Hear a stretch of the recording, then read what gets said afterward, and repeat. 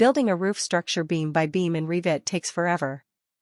This plugin generates the entire framing, rafters, purlins, and ridges for any roof with a single click. Now let's see how the one-click roof structure plugin works. First, we open the ArchPlug tab and click on the Settings button. Under Account, we enter the email we registered with and click Save. Once the status shows connected, all of our activated plugins are ready to use. The Scripts folder just below is only needed for the fast script launcher, so we can skip it. Installed Plugins lists every plugin we own, along with its version, and flags any plugin that has a newer version available online. It also shows each plugin's license type, whether it is monthly or lifetime. And finally, the theme option lets us switch the plugin dialogues between light and dark. This is the plugin located in the ArchPlug tab. The first thing we need to do is select the roof. This plugin builds the roof structure, the rafters, the cushions, and the supporting purlins. First we select the roof and run the plugin. First I'll just run it so we can see what it looks like once it's built. And I'll explain what these window options do afterwards. So when we click the Run button, the plugin automatically builds the roof structure beneath this roof. Here's how it looks. So we have rafters at the spacing we set in the window, we have a purlin. We have cushions, and we have these ridges. Now let's explain exactly what each function in the window does. So when we select the roof and run the plugin, first of all, here we can choose which roof elements we want. First are these rafters. Here we can set the spacing we want between the rafters. For example, it can be 100 centimeters. Here we choose which beam family from our model we want to use in the roof. Then here we choose the roof ridge, and here we also pick the family we want. We can type how much we want the ridge offset, that is, lowered down or raised up. For example, -20 centimeters. So it will sit below the rafter, or in line with the rafter, whatever suits the roof. These are the cushions located beneath the rafters. Also, if we don't want a certain part, we can simply turn it off with this Enable button. When we turn it off, that element simply won't be created. So if we want them, here we also choose which family.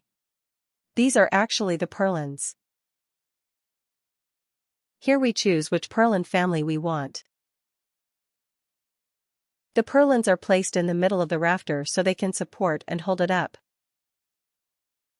So here we choose the family, here we also choose the offset we want, again we can enter 20. And in this field we can choose how many purlins we want. Whether it's just one purlin in the middle, or 2 or 3 evenly distributed. For example, let's add 3 purlins that are evenly distributed. In this field we check whether we want them evenly distributed across all 3. Evenly spaced along the length of the rafter, or not. So now it will be checked that they're evenly distributed. If we don't want them even, we can simply turn off this option and type a spacing we want, for example 40%. And then it will sit a bit lower down. And then, these are the cushions. Here we also choose which cushion family we want. Here we choose the offset, just like with the previous beams, maybe -20. Here we choose how much we want it pushed inward or outward, for example -10. And we also decide whether we want the cushion beam horizontal or vertical. That is, whether it's turned so its greater height stands upright, or laid flat. Now, when we click Run, we'll see how it looks. Here's what we made. We can see the ridges are lowered by 20 centimeters. We see the rafters at a spacing of 100 centimeters. And we see the 3 purlins we created, these 3 here.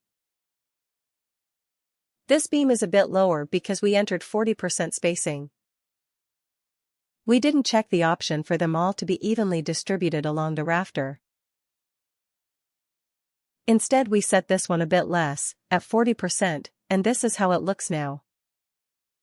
And this is the cushion we made, which is shifted slightly inward, so the rafter can rest on it properly. Now let's see how else it can look. For example, if we want more of these purlins on the roof, and we want them evenly distributed, we'll go a step back, select the roof again, and run the plugin. Now we'll check the equal distances option, and add 2 more purlins, so there will be 5 in total. We'll set the rafters to a smaller spacing, and the other parameters can stay as they were. Also, all the settings we enter in the window can be saved by doing Save Template. And that template is saved in a dedicated ArchPlug folder. We can give it our own name to make it easier to recognize.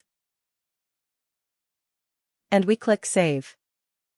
And later, when we want to import that template, with all those settings, we can simply click Import Template and click Open. And all the settings will simply return to the window as they were. For example, if we delete these cushions here, change this to 0, this to 50, for example, and pick some other style here. If we click Import Template and Open, all the settings that were in that template will return to the window. And let's set an even denser spacing between the rafters here, for example 50. When we click Run, we can see the roof now has a much denser structure. Much smaller gaps between the rafters. Many more supporting purlins. And everyone can build the structure that suits them. Also, what's great about this plugin is that the beams can be updated. For a specific roof, for example this roof, we made this structure. We don't have to delete all the beams. The plugin has an update function. If we now delete 2 purlins in this window and set the spacing back to 100 centimeters and click Run, the beams will simply update for that roof. And there's no need to delete any beams. The ones that aren't needed will delete themselves. And that's a much easier way of working. This plugin also works with other types of roofs. It doesn't work perfectly on very complex roofs, for example different types. But it can speed up the work a great deal. How does it work? We click Run. Let's run it on the other roof types as well. This is simply a single slope roof. And every roof, every beam, is stored separately, just for the roof it was used on. So if we want to update just this roof, for example these beams, we'll simply select it again and run the plugin. For example, if we now want just 1 purlin here, and the rafters at a wider spacing, we'll set just 1 purlin. And the rafters at a spacing of, for example, 200 centimeters. And we'll click Run. And automatically all the beams for that roof update. This can also be applied with steel structures and, for example, hull roofs. For instance, we can place a steel beam to be the main load-bearing structure. And here's how it looks once that steel beam is placed. So this is the profile that holds the roof. So this plugin can be used with both steel and timber structures. Let's see it on the other roof types too. We'll run it on a simple gable roof to see how it looks. And we'll run it on this slightly more complex roof, which may need a bit of manual touch-up. But the plugin still speeds up the work a lot. We'll change some parameters to suit us. We'll add one more purlin. And click Run. And the plugin generated the structure for this slightly more complex roof. Here's how it looks. This is also another useful option, which lets us hide the structure and then display it again whenever we need to. Thanks for watching.